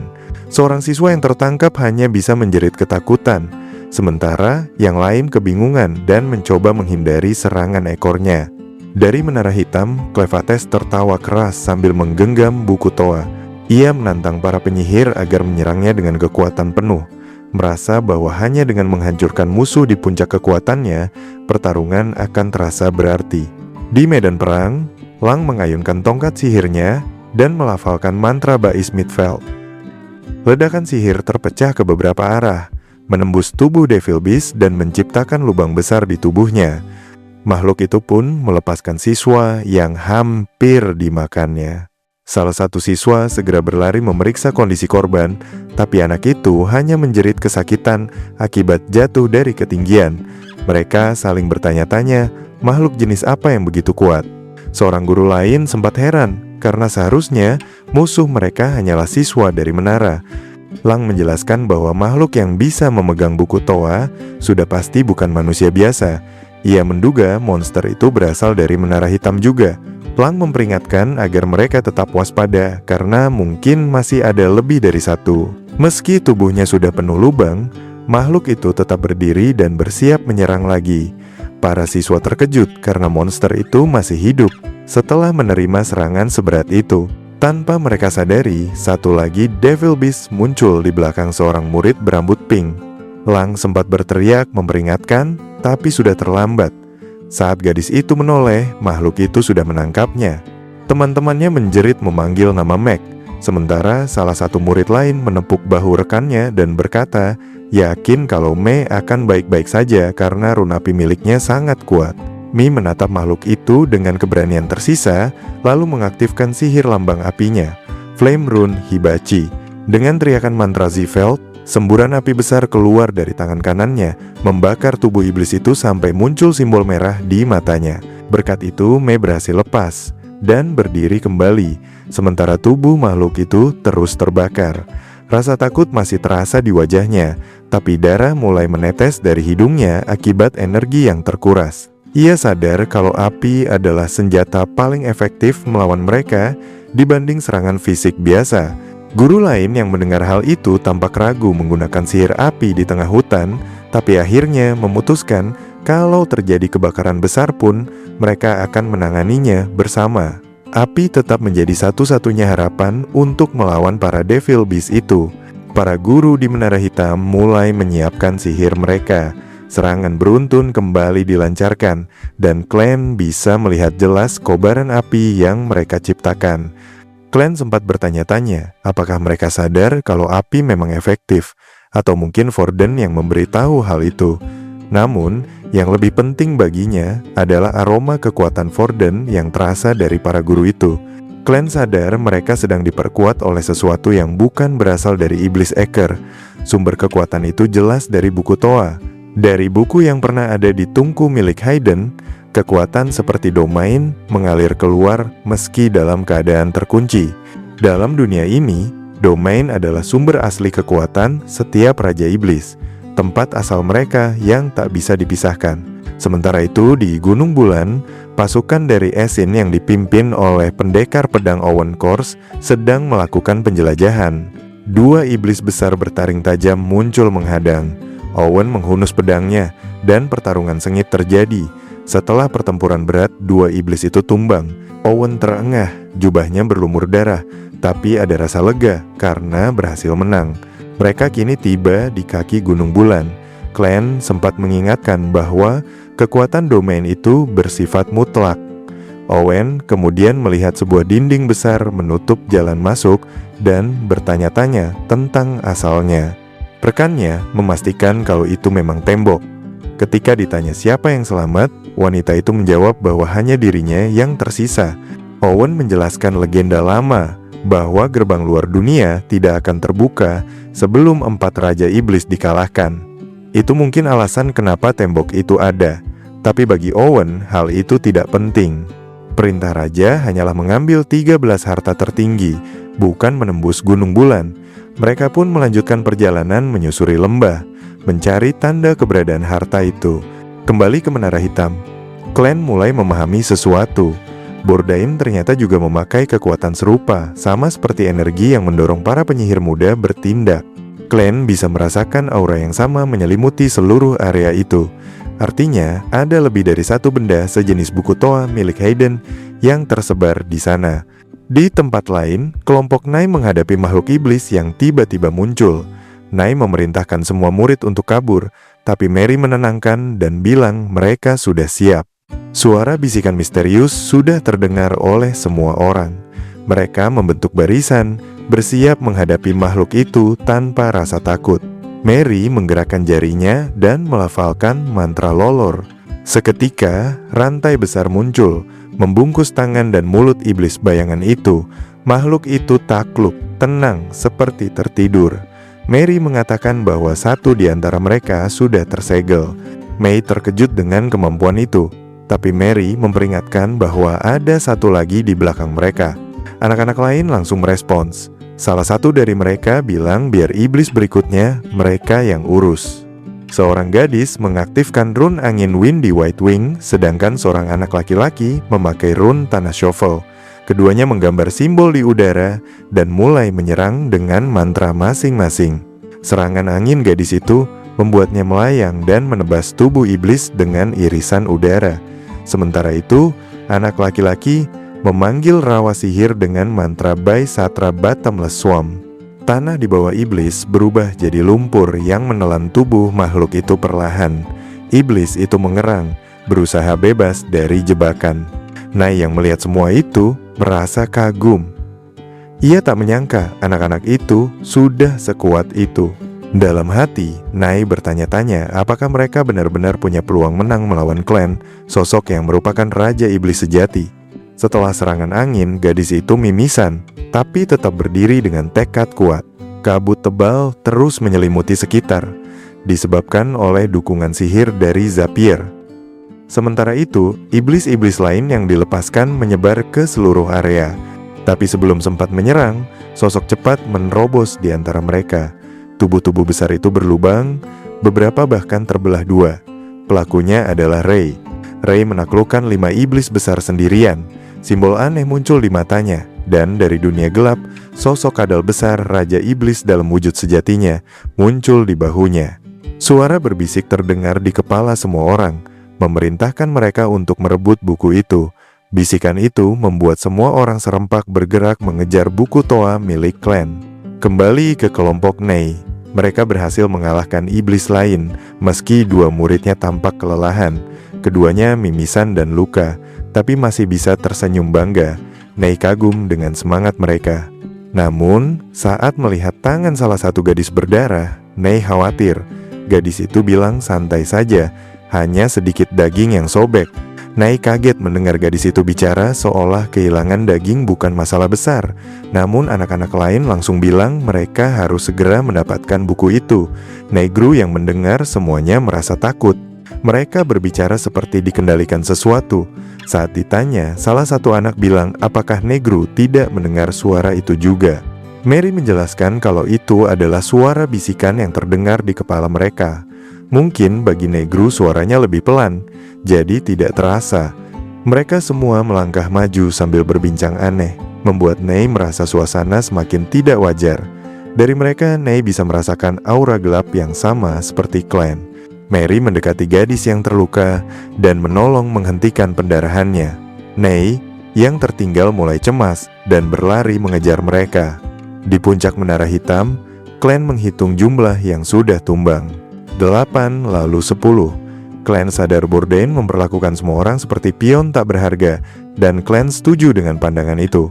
Di sisi lain, kelompok C masih bertarung melawan iblis. May sudah terluka parah, tapi terus menyerang dengan rune api. Clan yang mengamati dari jauh merasa heran kenapa Forden memilih anak-anak seperti itu. Kekuatan yang diberikan terlalu besar, sampai darah mereka mengalir dari hidung. Clan bertanya-tanya apa tujuan sebenarnya Forden. Apakah sekadar menciptakan penyihir kuat? Namun akhirnya Clan menepis pikirannya. Bagi Clan, siapapun yang gagal melewati gelombang kedua akan disingkirkan. Dari kobaran api, gelombang iblis baru muncul, membuat kelompok C kembali panik. Salah satu instruktur di kejauhan memandangi kobaran api dengan rasa frustasi. Dari jauh, nyala pertempuran bisa dilihat jelas, bahkan dari tebing lain. Di sana, seorang pria berjubah memperhatikan dari atas tebing. Suara pertempuran bergema, tapi kabut tebal menutupi pandangan mereka. Pria itu ingat perintah kaisar untuk mengirim pasukan jika ada tanda pergerakan. Ia ragu apakah sebaiknya menganggap ini sebagai pertanda. Ia bertanya pada seseorang yang dipanggil guru, Namun orang itu menyuruhnya berhenti bercanda. Pria berjubah itu hanya tertawa dan berkata kalau dirinya sedang menyamar sebagai guru. Orang itu lalu menjawab santai bahwa dirinya bukan tipe yang suka belajar, dan hal itu sudah kelihatan dari wajahnya. Sosok berjubah itu ternyata adalah Zasak, pemimpin kelompok bandit Crows, yang kini ikut mengamati kekacauan yang terjadi di bawah sana.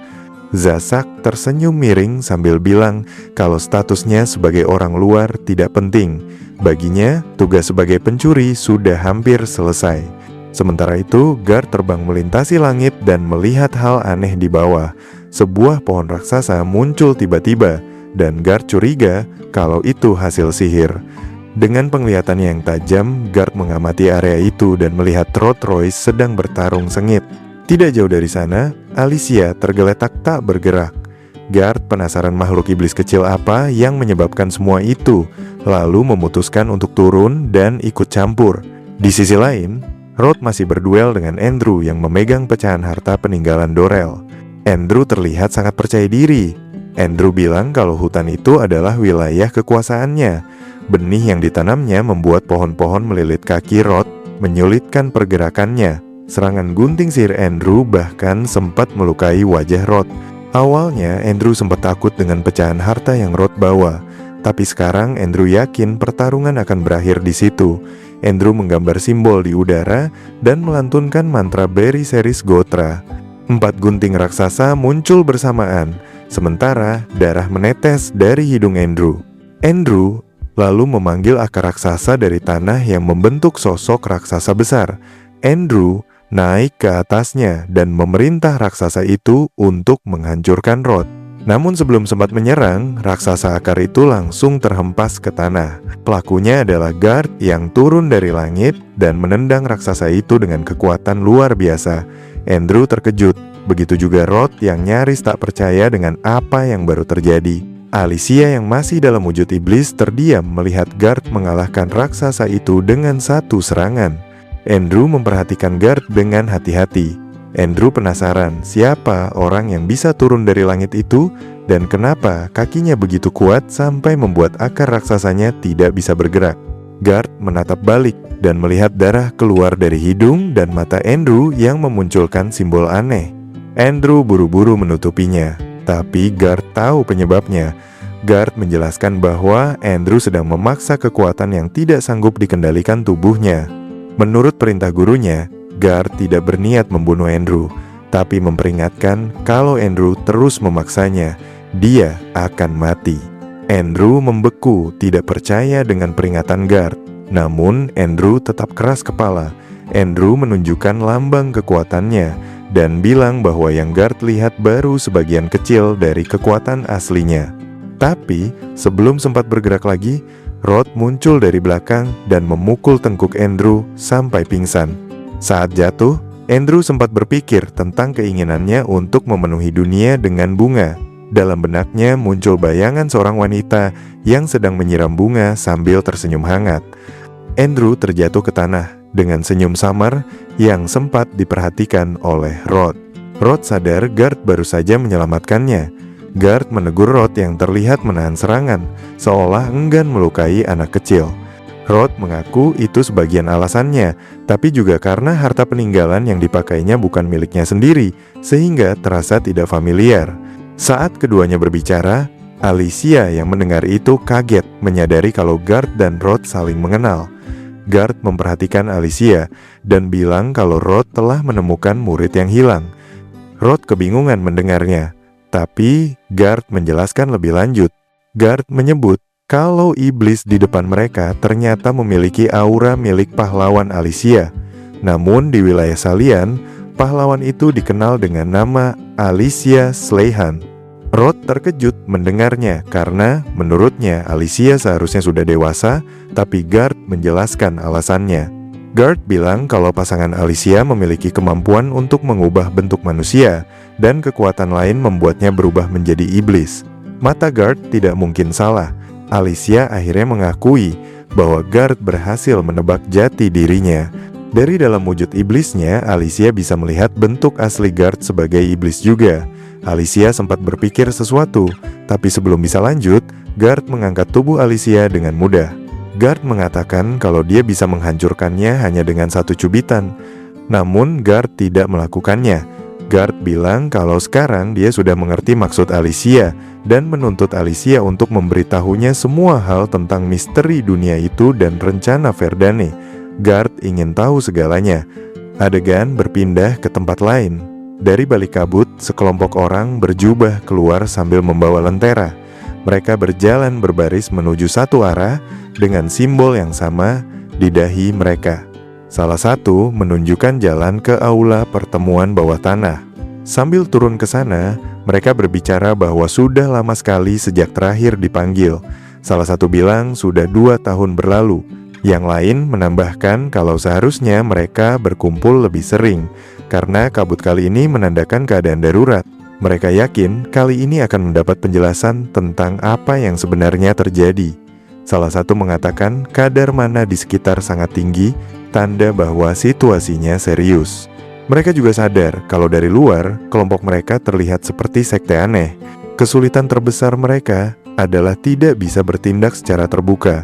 Tapi, mereka tetap optimis, karena perubahan besar lewat sihir sudah di depan mata. Walau kematian Jenderal Dorel disayangkan, hari di mana dunia berubah lewat sihir sudah semakin dekat. Seseorang bertanya pada wakil pemimpin, apakah semuanya sudah disembunyikan dengan baik? Wakil itu menjawab, sudah. Sekolah utama telah dilindungi penghalang kuat, dan hanya orang yang diundang yang bisa masuk.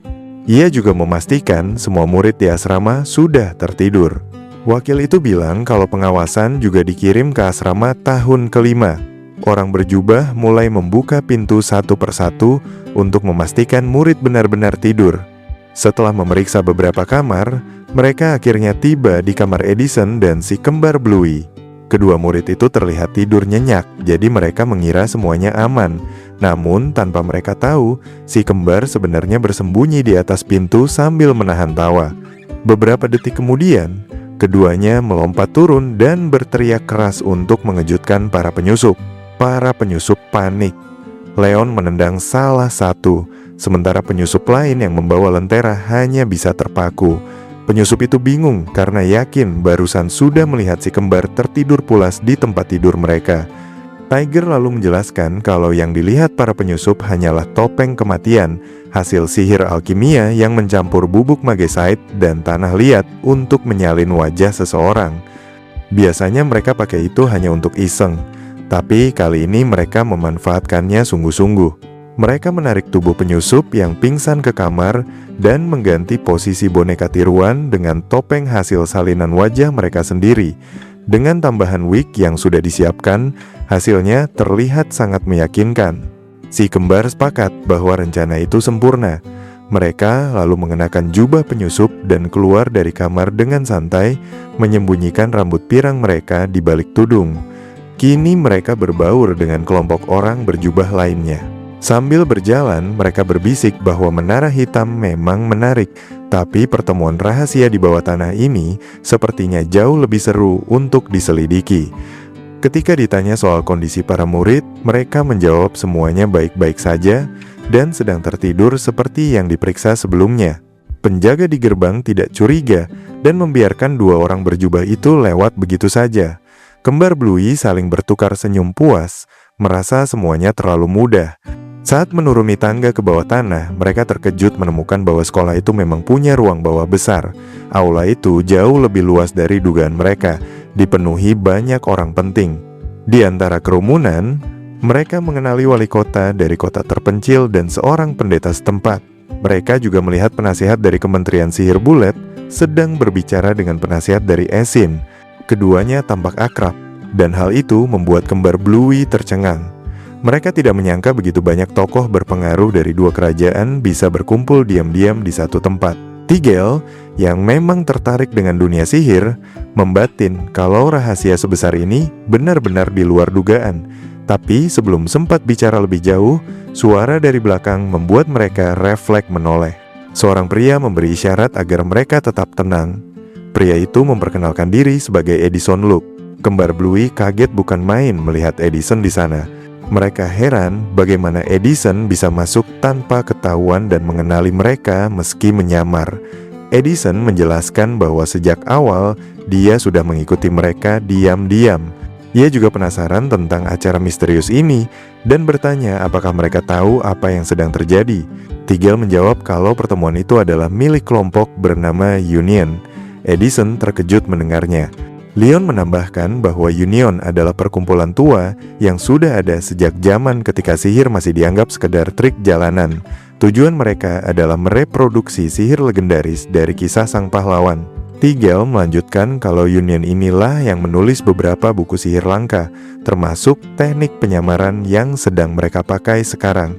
Buku-buku itu hampir mustahil didapat. Bagi Tigel, kelompok ini aneh karena mereka bersembunyi di balik bayang-bayang sejarah hanya demi kesempurnaan sihir. Bagi Union, perang antar negara tidak lebih dari ajang percobaan sihir. Itu sebabnya mereka berbahaya. Kembar Bluey sudah lama curiga. Union punya pengaruh besar di sekolah mereka, tapi mereka tidak menyangka kalau kepala sekolah sendiri ternyata adalah pemimpin kelompok itu. Di atas panggung, sang rektor berdiri dengan jubah merah muda.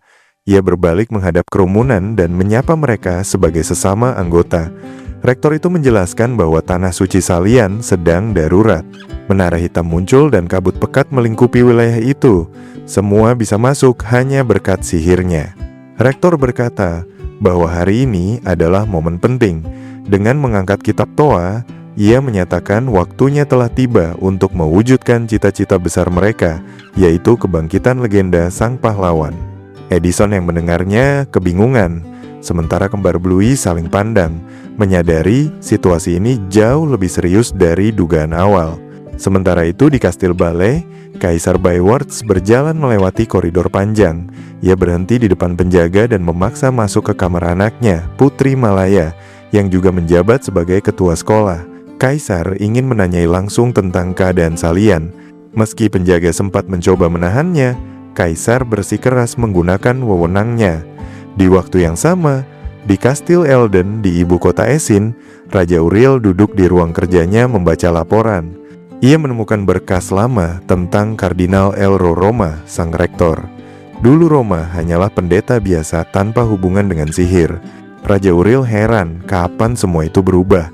Dari catatan, titik baliknya terjadi saat Roma bertemu Jenderal Dorel. Sejak saat itu, Roma berubah drastis. Bersamaan dengan itu, muncul pula fenomena aneh lain yang masih belum bisa dijelaskan. Kembali ke ruang pertemuan bawah tanah, rektor mengangkat kitab Toa dan menjelaskan bahwa seluruh kekuatan kini terkumpul di tanah suci Salian. Kitab-kitab itu disebut sebagai kitab suci umat manusia, sumber sejarah dan kekuatan mereka. Dalam kitab itu tertulis jalan evolusi umat manusia, disebut juga legenda sang pahlawan. Dari atas kepala Edison, Raja Iblis Laswell mengintip dengan wajah datar, ikut mendengarkan pidato itu. Kembar Bluey berbisik, kagum dengan betapa besar skala rencana yang sedang dibicarakan. Rektor lalu mengumumkan bahwa 4 kitab telah mereka amankan, hanya 1 yang tersisa, kitab The Furnace, yang muncul bersama Menara Hitam. Rektor menyemangati semua anggota agar menggunakan kekuatan mereka sendiri untuk menuntaskan keinginan lama Union.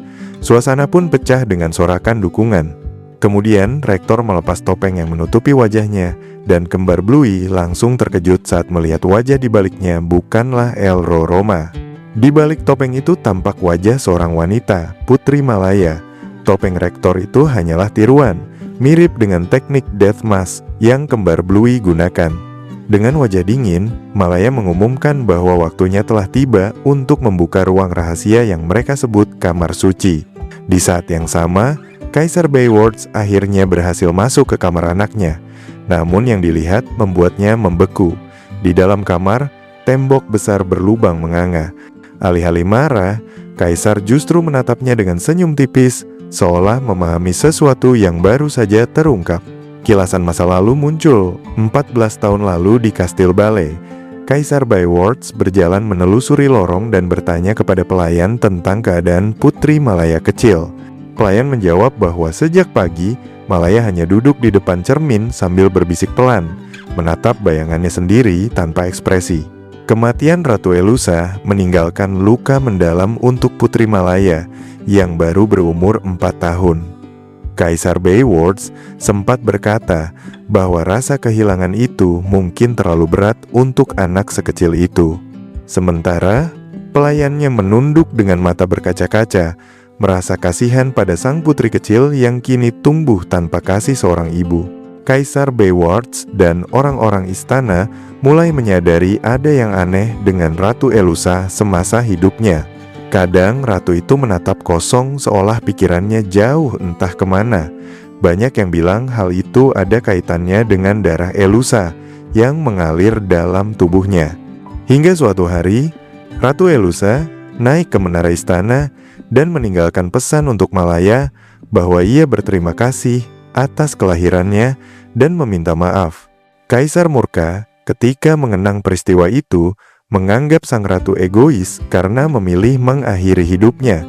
Ia menyesal pernah menikahinya, namun bertekad membesarkan Malaya sendiri karena bagaimanapun juga gadis itu adalah putrinya. Saat sedang tenggelam dalam pikirannya, seorang pelayan datang memberitahu bahwa ada tamu yang sudah menunggu di ruang singgasana tanpa izin masuk resmi. Kaisar heran bagaimana mungkin seorang tamu bisa menembus penjagaan istana tanpa dihalangi prajurit satupun. Pelayan menjelaskan bahwa para penjaga memang mencoba menghentikannya, namun orang itu terus melangkah sampai tiba di depan tahta. Saat jubahnya dibuka, ternyata tamu itu adalah Dorel, sosok yang dikabarkan telah menghilang selama 10 tahun. Kaisar mempersilahkan Dorel bicara dan menanyakan tujuannya datang. Dorel berlutut dan menyatakan ingin bersumpah setia kepada Kekaisaran Bulat. Ia menawarkan kekuatan dan seluruh pengetahuan sihirnya agar bisa digunakan untuk kemajuan kerajaan. Kaisar menatapnya curiga, menanyakan balasan apa yang Dorel inginkan, karena setiap jasa pasti ada harga yang diminta. Dorel hanya meminta satu hal, kebebasan untuk melakukan penelitian etikal tentang sihir yang disebut Turi. Istilah itu membuat Kaisar bingung karena belum pernah mendengarnya. Dorel menjelaskan bahwa penelitian itu bisa memperkuat militer dengan memanfaatkan sihir secara efisien. Untuk mengembangkan pengetahuan itu, ia butuh dukungan sebuah negara, bukan hidup dalam pengasingan. Penjelasan Dorel menarik perhatian Kaisar. Ia bertanya apakah Dorel ingin menjadi penyihir agung seperti dalam legenda pahlawan. Dorel menjawab tidak, namun ia yakin bisa menemukan dan melatih seseorang yang mampu mencapai tingkat itu. Di balik pintu, Malaya kecil mengintip dengan rasa ingin tahu, memperhatikan dua orang itu berbicara dengan serius. Kaisar akhirnya menerima tawaran Dorel, tapi dengan ancaman tegas bahwa pengkhianatan akan dibayar dengan kepala. Dorel berterima kasih, sementara Kaisar hanya menatapnya dengan senyum penuh arti. Setelah pertemuan berakhir, Dorel pergi meninggalkan istana. Dari kejauhan, Malaya berlari mengikuti langkahnya karena sejak tadi ia mendengar suara samar yang memanggilnya. Malaya terus mengikuti Dorel hingga lelaki itu tiba-tiba muncul di belakangnya. Dorel menyadari bahwa anak kecil itu bisa mendengar suara yang sama dengannya. Ia menyarankan Malaya untuk menatap cermin dan bertanya siapa yang memanggilnya.